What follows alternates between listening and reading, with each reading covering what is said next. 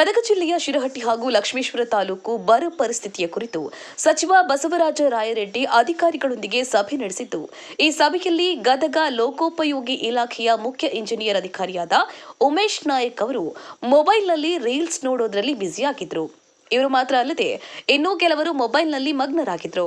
ತಾಲೂಕಿನ ಬರ ಪರಿಸ್ಥಿತಿಯ ಬಗ್ಗೆ ಗಮನ ವಹಿಸಬೇಕಾದವರು, ರೈತರಿಗೆ ಪರಿಹಾರದ ದಾರಿ ತೋರಿಸಬೇಕಾದವರು ಸಚಿವರ ಸಭೆಯಲ್ಲಿ ಬೇಜವಾಬ್ದಾರಿ ತೋರಿದ್ದಾರೆ. ಕೆಲ ಸಚಿವರು, ಶಾಸಕರು ಜಿಲ್ಲಾಧಿಕಾರಿಗಳ ಸಭೆ ನಮಗೆ ಸಂಬಂಧವೇ ಇಲ್ಲ ಎಂಬ ರೀತಿಯಲ್ಲಿ ಮೊಬೈಲ್ ಬಳಸ್ತಿದ್ರು. ಸಭೆಗಿಂತ ಹೆಚ್ಚಾಗಿ ಇದು ಹರಟೆಯ ಕೂಟವಾಗಿತ್ತು. ರೀಲ್ಸ್ ನೋಡ್ತಾ ಇದ್ದ ಅಧಿಕಾರಿಗಳ ವಿರುದ್ಧ ಮೇಲಾಧಿಕಾರಿಗಳು ಅದ್ಯಾವ ರೀತಿಯ ಕ್ರಮ ಜರುಗಿಸ್ತಾರೋ ಕಾದು ನೋಡಬೇಕಿದೆ. ಗಾಳಪ್ಪ ಎಚ್ ಹರಿಜನ್, ಗದಗ.